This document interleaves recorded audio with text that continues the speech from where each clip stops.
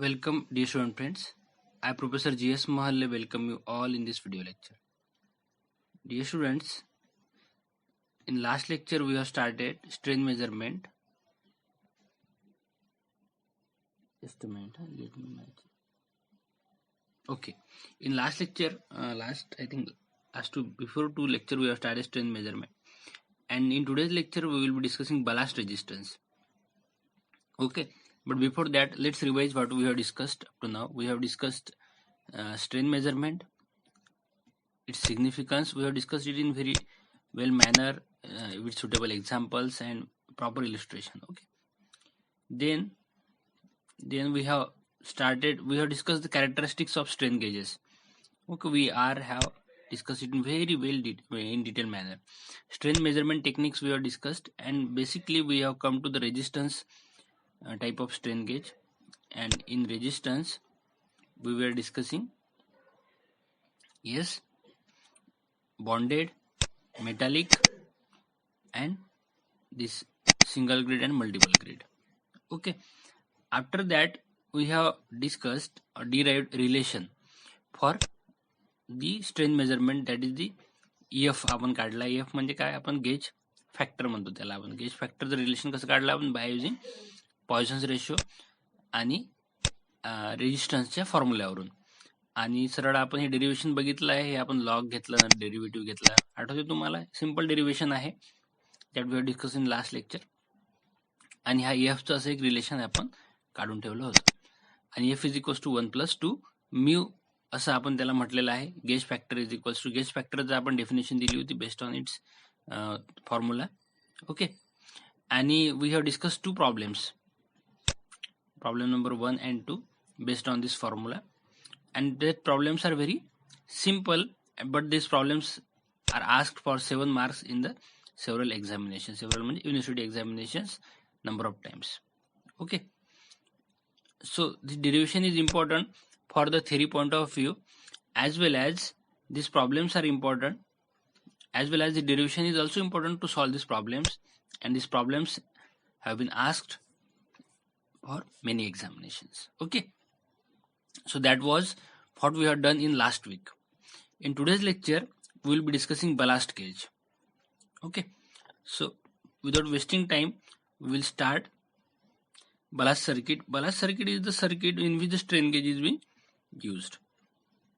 See here, strain gauge is being used popularly in two circuits. One is the ballast circuit and one is the Wheatstone circuit. But Wheatstone circuit is more popular than the ballast circuit. But ballast circuits has these different advantages. So first we will discuss how the strain gauge works in ballast circuit. Okay. Is it clear? So it is a ballast circuit मध्ये काय म्हणू आपण त्याला, voltage sensitive potentiometer. It is actually a voltage sensitive potentiometer. How, why this name is given to it and how this works, that everything we will be discussing in this lecture. See here, firstly we will discuss this diagram. This is the ballast circuit or voltage potentiometric diagram. Okay. In which Vs is what, supply voltage, input or supply voltage. Okay. Vo is nothing but the output voltage. Okay. Rb is the ballast resistance. R suffix B is the ballast resistance. R is the resistance of the unstrained gauge. Okay. R is the resistance of the unstrained gauge. Is it clear? This is slider by which we can change the R. This is ballast resistance, which will be fixed. And is it clear? And this epsilon is the strain produced. Do you have any problem with this, dear students? Now see here, we are familiar with the Ohm's law. Ohm's law is nothing but V is equals to IR. Ohm's law is nothing but V is equals to I. Our voltage is equals to current into resistance. Is it clear? Is it clear, dear students?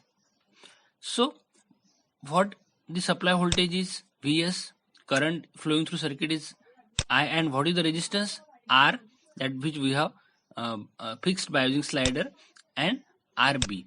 Rb is the ballast resistance. Is it clear? Vs is equals to I into R plus Rb. इथपर्यंत कोणाला काहीही problem असायला नको. आता इथून पुढे बघा, I is equals to V upon R plus R B, म्हणजे V I is equals to V S upon R plus R B, म्हणजे आपण हा व्हीएस इथे ठेवला आय आणि हा खाली घेऊन गेलो. काही अडचण आहे कोणाला? असायला नको. When no stress is applied, आपण काही स्ट्रेस देत नाहीये, झिरो स्ट्रेस आहे, नो स्ट्रेस इज अप्लाइड, तेव्हा काय म्हणू आपण? V zero is equals to I R. Okay, सर्किटमध्ये कुठलाही स्ट्रेस नाही आहे, त्यामुळे आउटपुट व्होल्टेज काय असणार आहे? करंट पूर्ण सर्किट मधला आणि रेजिस्टन्स पूर्ण सर्किट मधला. Is it clear? काही अडचण आहे कोणाला? Yes or no? असायला नको. आता बघा, ही जी आयची व्हॅल्यू आपण इथे काढलेली इक्वेशन 1 मध्ये, ती व्हॅल्यू आपण यामध्ये ठेवू, कारण इनपुट करंट आणि आउटपुट करंट सारखाच असणार आहे ना. त्यामुळे आपल्याला I is equals to V S upon R plus R B, आणि आर इथेच आहे त्यामुळे आपण काय लिहू? R upon R plus R B into V S. म्हणजे आपल्याला एक इनपुट व्होल्टेज आणि आउटपुट व्होल्टेज मध्ये एक करंट म्हणजे एक रिलेशन आपल्याला भेटून जाईल, आणि दिस रिलेशन इज व्हेरी इम्पॉर्टंट, कारण या रिलेशनवरच पूर्ण डेरिव्हेशन आहे. Okay, now see Wien the gauge is strain, आपण त्याला स्ट्रेन दिलाय, ठीक आहे, म्हणजे कुठं काही स्ट्रेन झालेला आहे, त्यामुळे याच्यामध्ये आर आणि आरबी मध्ये चेंजेस आलेले आहे. त्यामुळे काय होईल? Output voltage will be given by like this. कसं होईल मग? आर मध्ये चेंज येईल ना, R is changes to R plus D R, त्याच्यामुळे व्ही झिरो म्हणजे आउटपुट व्होल्टेज मध्ये चेंज येईल, म्हणजे त्याला व्हीओ म्हणा. V O is V changes to V O plus D V O. Is it clear?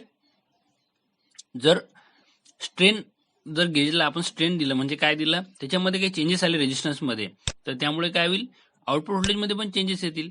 आपण म्हणून for example change will be D R in resistance and D V O will the change in the output voltage. कोणाला काही अडचण आहे?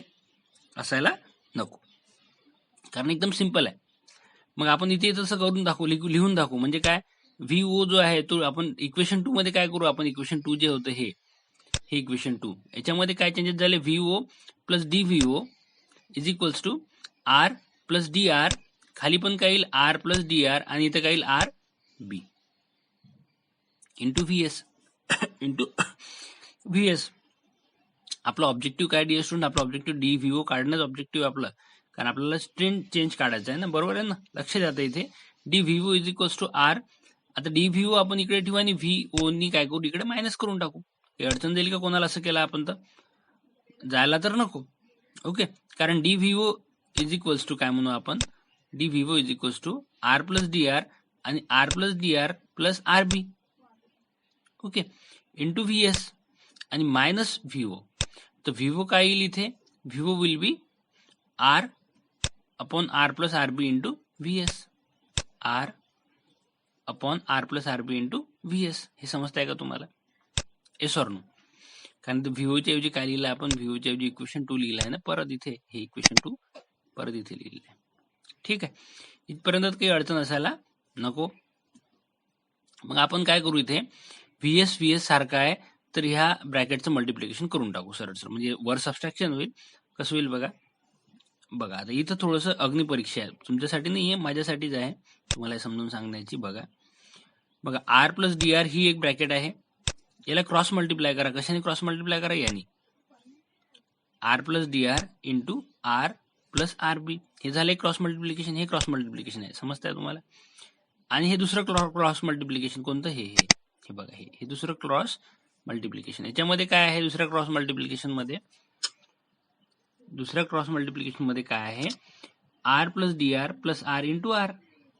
हे समजतंय तुम्हाला? R plus D R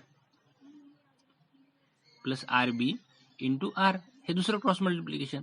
आणि खाली या दोन ब्रॅकेटचं मल्टिप्लिकेशन, म्हणजे हे R plus D R plus R B into R plus R B. हे तुम्हाला समजून जाईल की कठीण नाही, आपण हे असं क्रॉस मल्टिप्लिकेशन करतो ना. हे बघा, ए अपॉन बी,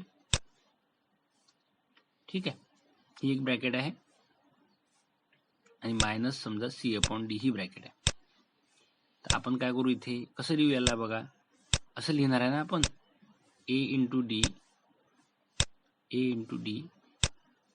मायनस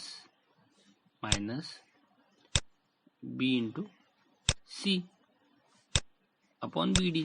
आता एवढं समजायला पाहिजे. आता being third year students, you should be able to understand this. इथं तेच केलेलं आहे आपण. इथं काय केलेलं आहे, ए इंटू सी, ही जी टर्म आहे ही काय A A A into D term आहे, ही ए डी टर्म आहे. हा ए आहे फॉर एक्झाम्पल, हा बी आहे, हा सी आहे, हा डी आहे. ही काय, ही ए डी, ही काय आहे, ही बी सी, आणि ही काय आहे, ही बी डी. बस आता त्याच्यापेक्षा जास्त मी तुम्हाला समजावून सांगू शकणार नाही, सिम्पल आहे ना. आता बघा हे या ब्रॅकेटचं आपण मल्टिप्लिकेशन करावं लागेल. बघा आर इंटू आर हे काय होईल, आर स्क्वेअर इथं लिहिलं आपण, ठीक आहे. प्लस आता काय डी आर इंटू आर काय होईल, डी आर इंटू आर. इथे काय होईल परत आर इंटू आर बी, बघा R into R B, R into R B, आणि परत काय होईल D R into R B. हे समजलंय तुम्हाला ही ब्रॅकेट. ही सेकंड ब्रॅकेट बघा, ही सेकंड ब्रॅकेटने पहिले आरनी याला आपण मल्टिप्लाय करून टाकू, आर स्क्वेअर डी आर, आणि मग यांनी याला मल्टिप्लाय करू आर बी ला. बरोबर आहे, समजताय का तुम्हाला.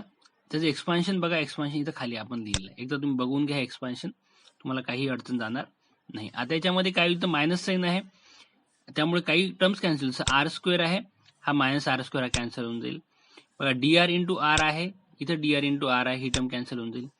आर इंटू आर बी आहे, इथं आर इंटू आर बी ही टर्म कॅन्सल होऊन जाईल. न्यूमरेटरला काय राहणार आहे, फक्त D R into R B. हे दिसतंय तुम्हाला, न्यूमरेटरला काय राहणार आहे, D R into R B. डिनॉमिनेटरला काय राहणार आहे, R plus D R plus R B, आणि इन ब्रॅकेट काय राहील R plus R B into V S. तर आपण याच्यामध्ये एक काम करूया, डी आर जो आहे हा जो स्मॉल राहील, आणि याचं मल्टिप्लिकेशन केलं तर आणखी ती टर्म स्मॉल होत जाईल, म्हणून डी आर ला आपण काय करू, निग्लेक्ट करून टाकू. आणि निग्लेक्ट जर डी आर ला केलं तर ही टर्म काय होईल, आर प्लस आर बी, आणि ही काय होईल आर प्लस आर बी, म्हणजे हे काय होईल आपण आर प्लस आर बीचा होल स्क्वेअर. ही अडचण आहे कोणाला, येस ऑर नो, अडचण असायला नको, कारण एकदम सिम्पल असं हे डेरिव्हेशन आहे. म्हणजे सिम्पल त्यातले सिम्पल आहे, परंतु ते असं दिसताना तुम्हाला दिसेल, पण it is a simple derivation. नंतर इथं बघा D R into R B upon R plus R B चा whole square into V S.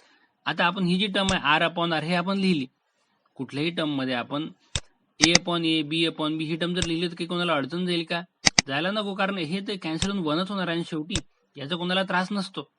Is it clear, is it clear dear students. त्यामुळे हा A and A will be cancel, A and A will be cancel. Likewise R आणि R will be cancel. So dr into rb upon r plus rb चा whole square into vs into r upon r. R upon r is nothing but we have to add certain things, we have to do certain manipulation. That's why we have added this term. तर याच्यामध्ये काय होईल आता बघा, याच्यामध्ये आपण हा dr जो आहे हा इकडे आणू. इथं बघा dr जो आहे इथे लिहिला आपण, आणि r हा ब्रॅकेट मध्ये लिहिला. आपण काय केलं, r इंटू आर बी वर लिहिलं, आणि r प्लस आर बीचा होल स्क्वेअर खाली लिहिला, आणि डी आर अपॉन आर ला असं लिहिलं आपण. ठीक आहे, डी आर अपॉन आर ला असं लिहिलं इंटू व्ही एस. इक्वेशन 3 आपण असं बनवून ठेवलं.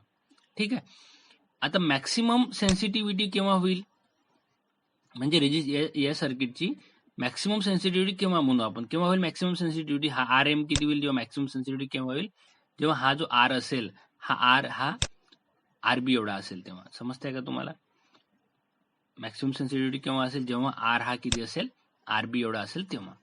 मग आपण इक्वेशन 3 मध्ये will put condition for maximum sensitivity. What is the condition for maximum sensitivity, D V O is equals to, yes, हे जे इक्वेशन आहे equation number 3, R into R B, तर R B is equals to R, आणि R is equals to R B. So it is R square, आणि R plus R B म्हणजे 2r square into D R upon R आणि V S. तर याचा हा R आणि R square cancel होऊन जाईल, आणि 2 स्क्वेअर काय होईल 4. त्यामुळे हे काय होईल, D V O is equals to 1/4 D R upon R into V S. बघा हे रिलेशन आपल्याला भेटलेलं आहे, हे आहे फायनल रिलेशन. समजतंय तुम्हाला, yes or no. D V O म्हणजे आउटपुट व्होल्टेज. आउटपुट व्होल्टेज म्हणजे काय असेल, output voltage is equals to input voltage किंवा supply voltage upon 4 into D R upon R. बरोबर आहे, पण याला आपण असं न लिहिता याला आपण हे असं लिहितो. कसं लिहितो याला आपण, D V O is equals to supply voltage upon 4 into F into epsilon. Now what is F into epsilon, और what is F, basically F is a gauge factor. आणि याला आपण कसं डिफाईन करू, डिफाईन केलं आहे का एफला याच्या आधी आपण, यस, याच्या आधी आपण याला डिफाईन केलं आहे dear students, D R upon R divided by D L upon L. आठवते का तुम्हाला, yes or no, divide upon D L upon L. D L upon L म्हणजे काय असतो, स्ट्रेंथ. डीएल अपॉन एल म्हणजे काय असतो, स्ट्रेंथ. त्यामुळे F is equals to D R upon R into epsilon. All right. But what is here, हे dear upon R आहे इथं, त्यामुळे आपण काय करू, याला एफ इंटू एप्सिलॉन इथे लिहून टाकू. समजतंय का तुम्हाला, एफ इंटू एप्सिलॉन इथे लिहून टाकला. त्यामुळे this is the relation for the ballast circuit. तुम्हाला the derivation can be asked like this, what is the relation to for the output voltage, change in output voltage for the ballast circuit. Ballast circuit yes strain gauge. त्यामुळे DVO is equals to काय म्हणू आपण, VS upon 4 F into epsilon, VS upon 4 F into epsilon. Dear student बघा आता maximum स्टुडंटना समजलं आहे हे relation, मी सांगू शकतो तुम्हाला. पण काही स्टुडंट असे ज्यांना हे समजलं नसेल तर त्यांनी कृपया करून हे 15 मिनिटाचं लेक्चर परत बघा. म्हणजे 15 आणि 15 हे अर्ध्या तासाचं लेक्चर होऊन जाईल तुमचं. समजतंय तुम्हाला. मॅक्सिमम स्टुडंटना म्हणजे समजलं असेल, पण काही स्टुडंट ज्यांना समजलं त्यांनी हे लेक्चर परत बघा, तुम्हाला समजून जाईल. रिवाइज करायची आवश्यकता नाही आहे. याच्यामध्ये सर्व each and every term I have explain it very will proper illustration आणि प्रॉपर व्हिज्युअलायझेशन. तुम्ही त्यामुळे हे परत बघा एकदा, ज्यांना नाही समजलं त्यांनी, ज्यांना समजलंय ते आता समोर चला. बघा स्ट्रेन गेज सर्किट. एक प्रॉब्लेम सॉल्व्ह करू आपण. 2 प्रॉब्लेम्स आहे याच्यावर, काल मागच्या लेक्चर सारख्याच, परंतु आपण एक प्रॉब्लेम इथे सॉल्व्ह करू, एक प्रॉब्लेम मी तुम्हाला होमवर्क देतो. ठीक आहे. A strain gauge circuit uses a strain gauge of 120 ohm. म्हणजे बघा हा आर दिलाय आपल्याला, आर दिलाय, समजलाय तुम्हाला. अ गेज फॅक्टर एफ दिला आहे, गेज फॅक्टर इज 2. समजलाय तुम्हाला, एस ऑर नो. हे गिवन डाटा आपण सोबतच लिहत जाऊ. Okay. Wien working under maximum sensitivity condition. Maximum sensitivity condition म्हणजे काय, ही कंडिशन समजताय का तुम्हाला. प्रॉब्लेम सिंपल झाला. मॅक्सिमम सेन्सिटिव्हिटी कंडिशन दिलाय म्हणजे प्रॉब्लेम काय झाला, सिंपल झाला. ही कंडिशन सरळ सरळ आपण वापरू शकतो. The current flow through system is limited to 20 milli ampere. Current जो आहे हा आय दिला आपल्याला 20 मिली अँपियर. काही अडचण आहे का कोणाला. कॅल्क्युलेट सप्लाय व्होल्टेज, व्हीएस काढा म्हणते, and change in output voltage DVO काढा. Okay. When the strain of 500 micro strain, स्ट्रेनचं युनिट नसते मी तुम्हाला सांगितलेलं आहे, परंतु मायक्रो कसायला 10⁻⁶ च्या रेंजमध्ये आपण त्याला मायक्रो असं म्हटलेलं आहे. ओके. त्यामुळे स्ट्रेन किती आहे, 500 मायक्रो स्ट्रेन म्हणजे 500 × 10⁻⁶. काय काढायचं आपल्याला, what is to calculate. Okay is impressed upon the case. ठीक आहे. What is to calculate dear students, VS and DVO. VS and DVO काय काय आपल्याला काढायचं आहे. बघा सिंपल प्रॉब्लेम आहे. What is given to us, resistance is given 120, gauge factor F is given, आणि येस मॅक्सिमम सेन्सिटिव्ह कंडिशन आहे म्हणजे काय, R is equals to RB आहे, आणि ते म्हणजेच काय 120 आहे. हे समजते maximum sensitive condition. Limited to 20 milli ampere. Current is given to us, I is given to us, आणि सप्लाय व्होल्टेज काढा, व्हीएस काढा, and change in output voltage म्हणजे डीव्हीओ काढा. ही अडचण आहे कोणाला. आणि strain is also given to us 500 micro strain. It's a very simple and easy problem. let's discuss. First will calculate current. Current आपण बघून. करंट म्हणजे काय, व्हीएस अपॉन 2I. म्हणजे काय, व्हीएस हा रिलेशन आपण बघितला. आणि डेरिव्हेशन मध्ये बघा, derivation, why derivation is important to solve the problem. We should have all concept clear. Okay. I is equals to R upon R plus R B. हे आपण रिलेशन बघितलं आहे ना, V S R upon R plus R B. This is the same relation we will use for the problems. ठीक आहे. त्यामुळे काय होईल, पण आर अँड आरबी सेम आहे, त्यामुळे हे काय होईल, 2R होईल. त्यामुळे आपल्याला व्हीएस भेटेल का डिअर स्टुडंट. इथून एकदम सिम्पल आन्सर आहे. VS is equals to I into 2R. भेटणार आहे का आपल्याला, एकदम इझिली भेटून जाईल. समजताय का तुम्हाला. That is the 4.8. ही किती आहे, आय किती आहे, 20 × 10⁻³ आणि आर किती आहे, 120 × 2. ओके. हे जर तुम्ही सॉल्व्ह केलं तर 4.8 व्होल्ट तुम्हाला आन्सर भेटून जाईल. ओके. आणि what we have to calculate, output voltage, change in output voltage म्हणजे डीव्हीओ. आणि डीव्हीओचं रिलेशन तर आपण डिराईव्ह केलेलं आहे. We have derive the relation for DVO dear students. VS upon 4 F into epsilon. VS upon 4 F into epsilon. आणि त्यामुळे आपण काय म्हणू, VS upon 4 F into epsilon. तर व्हीएस आपण आताच काढलेला आहे. VS is how much, 4.8 volt upon 4. F किती आहे, F is given to us. F is how much, F is 2. F is already given dear student, F is 2. Okay, gauge factor is 2. Gauge factor is 2. आणि काय आहे, epsilon. Epsilon किती आहे, epsilon तर दिलेला आहे. Epsilon is 500 × 10⁻⁶. That's why DVO is equals to 1.2 × 10⁻³ volt किंवा 1.2 milli volt. हे तुम्ही सॉल्व्ह करा. कॅल्सीमध्ये हे व्हॅल्यूज टाका आणि आन्सर काढा. हे तुमचं प्रॉब्लेम सॉल्व्ह होऊन जाईल. काही कठीण आहे का कोणाला सांगा. You tell me, you give me comment if you are not understood this lecture. It is very simple and easy lecture. Okay, don't make it difficult, dear students. Very simple lecture actually. Everything is simple. Our intention or our perspective make the things difficult. Okay, now let's I will not show you answer. I will just only show you the problem. A resistance via strain gauge with gauge factor 2.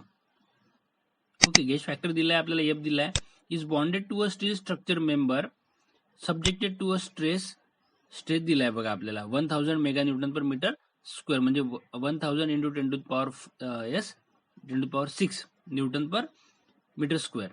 The modulus of elasticity of steel is 200 giga newton, म्हणजे आपल्याला epsilon दिला आहे, E दिला आहे, sorry E किती आहे 200 into 10 to the power 9 newton per metre square. Calculate the percentage change in the gauge resistance due to the applied stress. काढता येईल का तुम्हाला? पर्सेंटेज चेंज कसं काढाल तुम्ही? D R minus D R upon 100 हे काढता येईल का तुम्हाला? पर्सेंटेज चेंज काढता येईल का? बरं, जाऊ दे, प्रॉब्लेम सॉल्व्ह करून देतो मी तुम्हाला. बघा एफ आपल्याला दिलेला आहे 2, सिग्मा आपल्याला दिलेला आहे, सिग्मा म्हणजे stress 1000 10 to the power 6, E आपल्याला दिलेला आहे 200 गिगा न्यूटन, आणि काय म्हटलं आपल्याला डी आर अपॉन आर काढा आणि पर्सेंटेज काढायचं. पर्सेंटेज काढणं काही कठीण आहे का? बरं, तुम्ही काढून बघा. तुम्हाला नाही समजलं तर मला कमेंट करा, नेक्स्ट लेक्चरमध्ये मी तुम्हाला प्रॉब्लेम सॉल्व्ह करून देईल. की अडचण आहे कोणाला? Yes or no? मी तुम्हाला समजून सांगतो. इथे याच्यामध्ये काय आहे बघा आपल्याला पहिले स्ट्रेन काढता येईल का? कारण मॉड्युलस ऑफ इलास्टिसिटी म्हणजे काय असते? Stress upon strain. Modulus of elasticity दिलेली आहे, तर स्ट्रेस दिलेला आहे, तर स्ट्रेन काढता येईल की नाही काढता येईल? आणि एफ इज इक्वल्स टू काय असते? F is equals to D R upon R आणि खाली स्ट्रेन, त्यामुळे तुम्हाला डी आर अपॉन आर भेटून जाईल. Yes or no? D R upon R भेटल्यानंतर तुम्हाला फक्त पर्सेंटेजेस काढायचं आहे ना, तर तेवढं तुम्ही काम करा. You comment me the answer in this Google form which I have been attached to this lecture, and then we will discuss in next lecture the answer of this problem, and we will start Wheatstone network which is the more popularly being used. आणि उद्या आणि next म्हणजे या weak मध्ये आपण हे आपला unit संपून जाईल. ठीक आहे. So thank you dear students for listening. So we will conclude lecture here. Okay, thank you very much.